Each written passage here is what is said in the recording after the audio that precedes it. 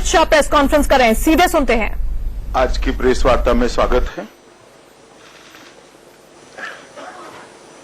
आज मेरा आप सबके सामने उपस्थित होने के दो कारण हैं। सबसे पहला तो भारतीय जनता पार्टी के करोड़ों कार्यकर्ता और देश की जनता की ओर से मैं देश के मीडिया को हृदय की गहराइयों से बधाई और अभिनंदन देना चाहता हूं, क्योंकि सर्जिकल स्ट्राइक के बाद जिस तरह से देश के मीडिया ने एकजुट होकर भारतीय सेना की वीरता, साहस और उनकी कार्यकुशलता को लोगों के सामने रखा, उसकी सराहना की, इससे न केवल सेना का मनोबल बढ़ा है, देश की जनता में एक उत्साह के वातावरण का संचार भी हुआ है। भारतीय मीडिया ने पूरी दुनिया में पाकिस्तान ये आतंकवाद की और आतंकियों की पनाहगाह है, इस बात को एक्सपोज करने में बहुत अच्छी भूमिका निभाई है।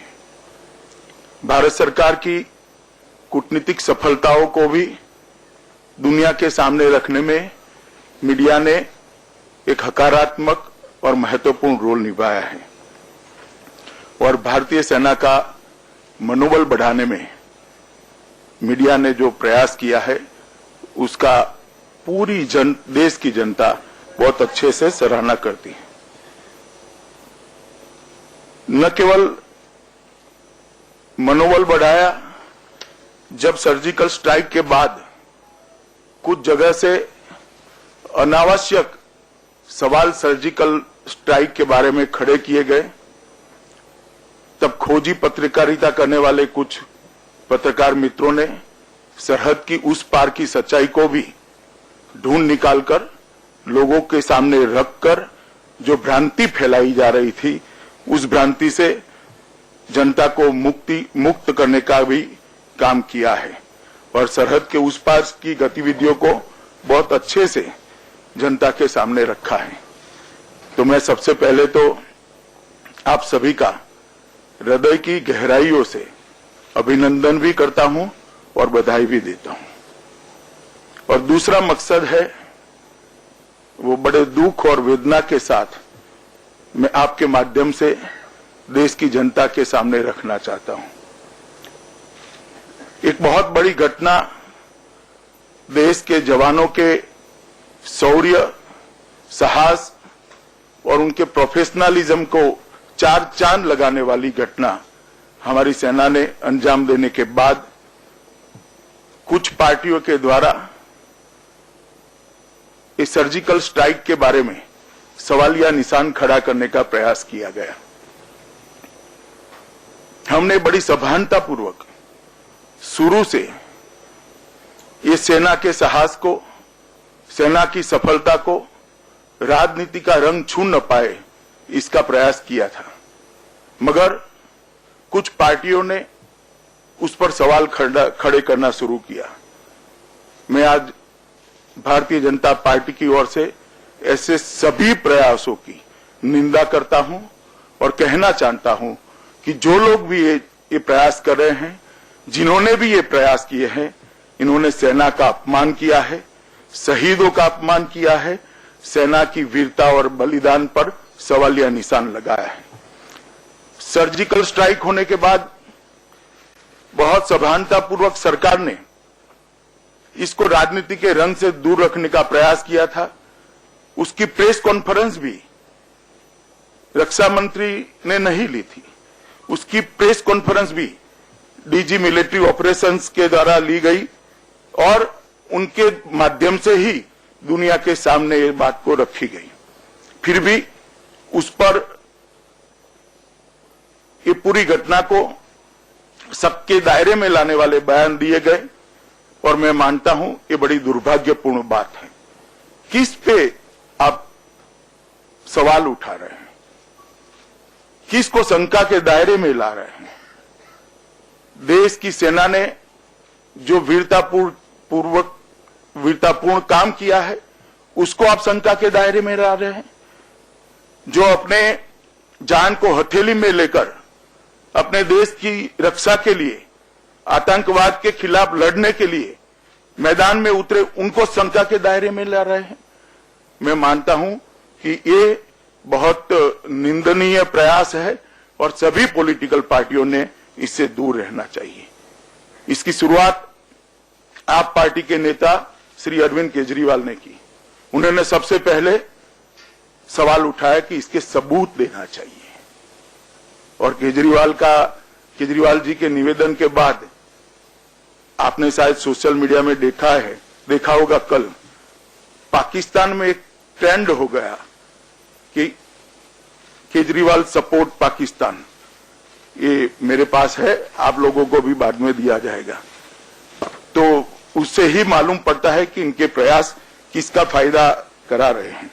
और कल छूटपुट घटनाएं और भी हुई अन्य दलों के द्वारा, कांग्रेस पार्टी के द्वारा, मगर कल कांग्रेस पार्टी के उपाध्यक्ष राहुल गांधी ने जब जवानों के खून की दलाली का शब्द प्रयोग किया तब उन्होंने सभी सीमाओं को लांघ दिया है, इंतहाई कर दी है।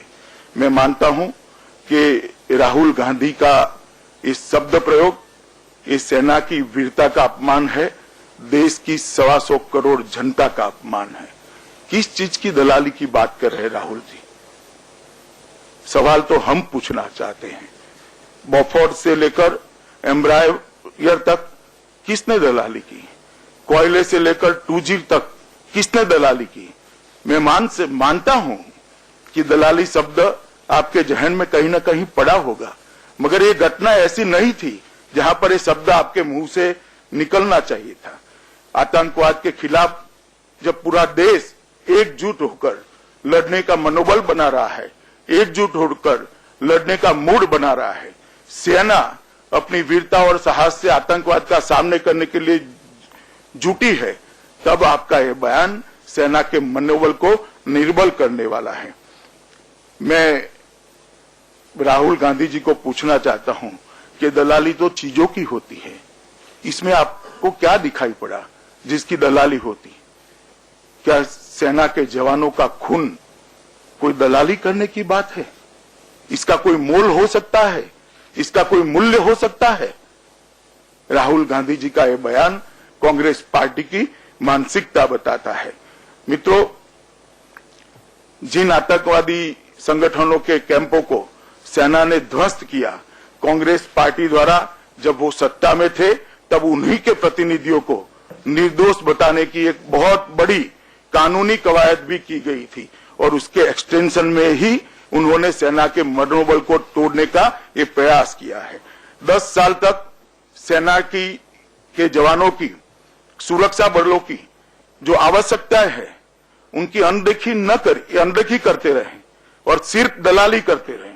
और आप जब सेना सभी प्रकार के साधनों से सज्ज है, सभी टेक्नोलॉजी से लैस है और अच्छे मनोबल के साथ जब सामना कर रही है, तब आप ऐसे बेबुनियाद आरोप लगा रहे हैं।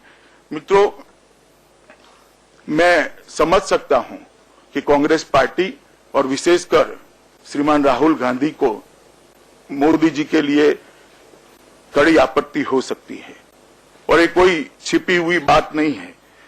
कभी मौत के सौदागर, कभी जहर की खेती, कभी खून की दलाली, ये सारे शब्द प्रयोग करने से आप वास्तविकता को नकार नहीं सकते।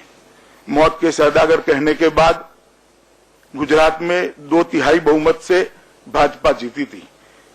जहर की खेती करने के बाद पूर्ण बहुमत से भाजपा की सरकार बनी थी और अब जब आप खून की दलाली का शब्द प्रयोग कर रहे हो, मुझे मालूम नहीं है इसके पीछे आपका मकसद क्या है। मित्रों, पूरा देश की सरकार और भारतीय जनता पार्टी सभी सेना के जवानों के पीछे खड़े हैं हम चाहते हैं कि हमारे जवानों का मनोबल किसी भी हालत में न गिरे। भारत विरोधी नेताओं के जो बयान हैं, वो बयानों में हम भरोसा नहीं करते। हम भारत की सेना की बुलेट पर भरोसा करते हैं।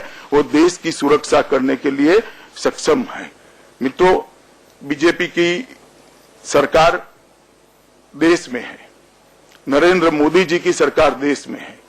अब देश की सीमाओं का कोई अपमान नहीं कर सकता, देश के जवानों का कोई अपमान नहीं कर सकता, देश के जवानों का सर काटकर उसको कोई अपमानित नहीं कर सकता।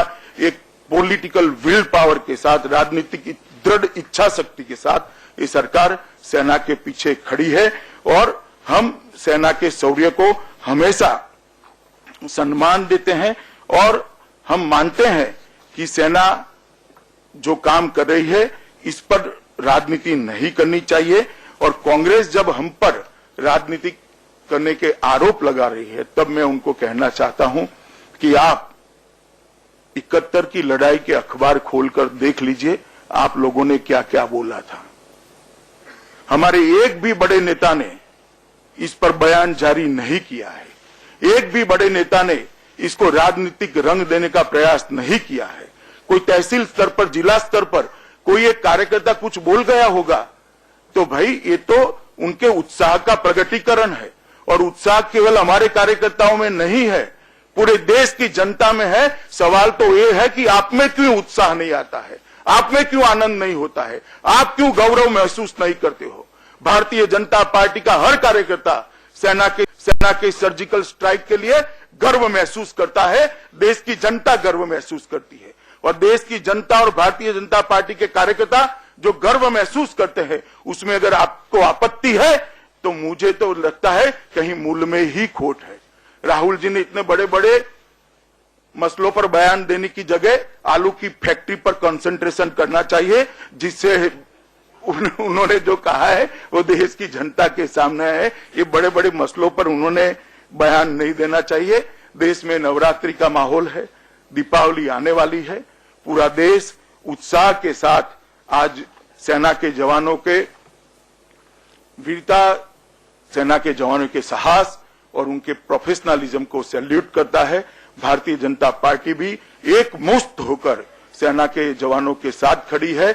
और जो लोग सबूत मांगते हैं उनको मैं और कुछ ज्यादा नहीं कहना चाहता, उनको सिर्फ इतना कहना चाहता हूं कि पाकिस्तान में जो हड़कंप मचा है उसको ही देखकर आप एनालिसिस कर लेते तो आपको सबूत मांगने की जरूरत नहीं पड़ती। जो हलचल मची है पाकिस्तान के अंदर, अगर आप उसका ही एनालिसिस कर लेते तो आपको मालूम पड़ जाता कि क्या हुआ है। मैं फिर से एक बार राहुल गांधी जी ने जो बयान दिया है उसकी भर्त्सना करता हूं, कड़ी निंदा करता हूं और कांग्रेस पार्टी को भी कहता हूं कि इस बयान पर अपना रुख कांग्रेस अध्यक्षा ने स्पष्ट करना चाहिए। और ये दलाली शब्द है वो कांग्रेस पार्टी तक ही सीमित रखिए श्रीमान राहुल जी। दलाली शब्द को हमारे पार्टी पर थोपने का प्रयास न करिए, वो आपको ही मुबारक है। हम तो जय जवान वाले लोग हैं, हम दलाली में विश्वास नहीं करते हैं। धन्यवाद। हाँ, पहले राहुल गांधी ने प्रधानमंत्री की तारीफ, दो दिन पहले राहुल गांधी ने प्रधानमंत्री की तारीफ की, दिन बाद दलाली शब्द का इस्तेमाल कर रहे हैं कि राहुल का ये कंफ्यूजन है या कांग्रेस की कोई डिजाइन है जो इस तरह के बयान दे रहे हैं? मुझे तो लगता है कि कोई डिजाइन नहीं है, इसका परिणाम है। कोई डिजाइन ही नहीं है शायद। हुआ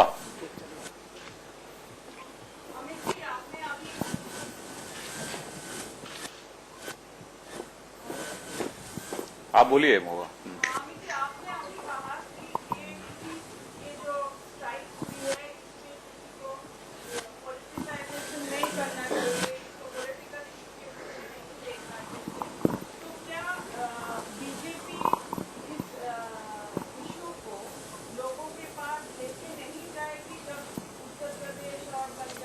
महुआ जी जरूर जाएंगे, मैं बताता हूं आपको।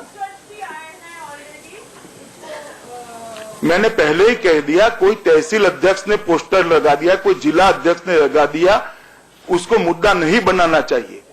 भारतीय जनता पार्टी नरेंद्र मोदी से जानी जाती है, राजनाथ सिंह, अरुण जेटली, सुषमा स्वराज से जानी जाती है। किसी भी बड़े नेता ने बयान नहीं दिया।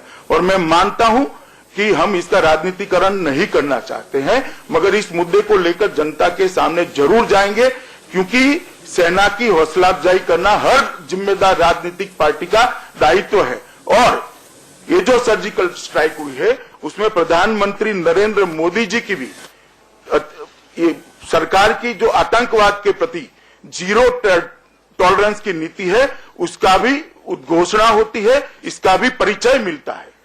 तो आप दोनों चीजों को मिक्सअप मत करिए।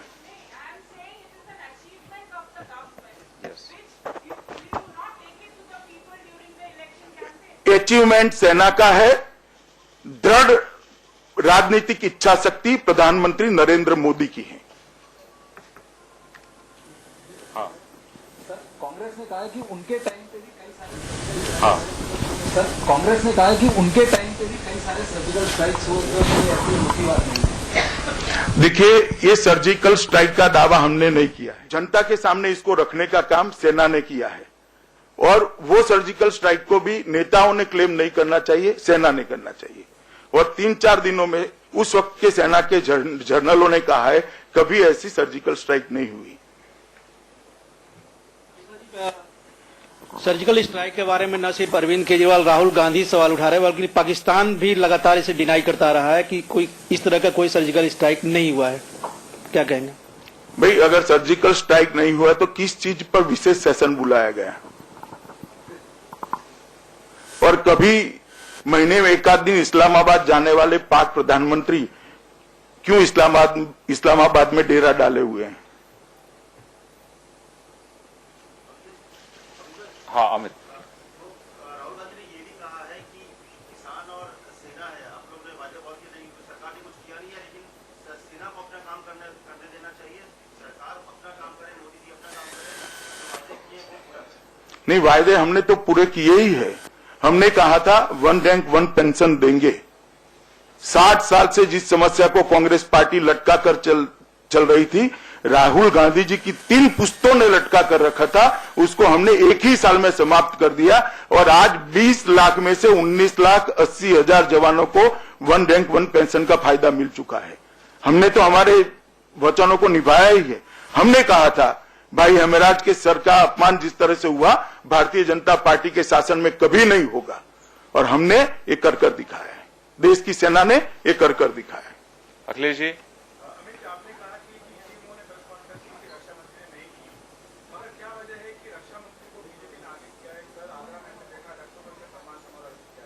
कोई जरा भी नहीं करिए। वो वहां से चुने हुए एमपी है उत्तर प्रदेश में, उनका कार्यक्रम था और उनका कार्यक्रम है। और जनता को अगर इसकी रक्षा मंत्री नाते इंफॉर्मेशन देते, मैं नहीं मानता इसमें कोई राजनीतिकरण हुआ है। राजीव हाँ फिर बीजेपी अध्यक्ष अमित शाह को आप सुन रहे थे, जिन्होंने नाम लेकर राहुल गांधी और अरविंद केजरीवाल पर जमकर निशाना साधा और कहा कि सेना का ये बहुत बड़ा अचीवमेंट है, इसको लेकर राजनीति कोई ना करे। छोटे से ब्रेक ले रुकिए। बयान पर पलटवार करते हुए अमित शाह ने जवाब दिया है। अमित शाह ने कहा कि राहुल ने सेना की जो वीरता है उसे सिरे से खारिज करते हुए अपमान किया है, देश का अपमान किया है, सेना के जवानों का अपमान किया है। राहुल ने सारी हदें पार कर दी है, ऐसा कहना है अमित शाह का। किसी चीज की दलाली की बात कर रहे हैं, ये सवाल भी उन्होंने किया है कि राहुल गांधी आखिर किस चीज की दलाली की बात कर रहे हैं। दरअसल राहुल गांधी ने सेना के जवानों का अपमान करते हुए ऐसा बयान दिया था कि खून की दलाली करते हैं मोदी, जिस पर जवाब अब अमित शाह का सामने आया है। जवानों के खून का कोई मोल नहीं होता, देश और सेना का अपमान कर रहे हैं राहुल गांधी। सुनवाते हैं आपको क्या कुछ कहा अमित शाह ने। अभियान में उतरे तब हमारा देश की जनता को आश्वासन था कि हम देश की सीमाओं की सुरक्षा में कोई कोताही नहीं बरतेंगे। और इस पर मैं मानता हूं भाजपा सरकार, एनडीए सरकार, नरेंद्र मोदी सरकार ने ठीक तरह से एक दृढ़ राजनीतिक इच्छा शक्ति का परिचय देते हुए कदम उठाया है। प्रदीप जी,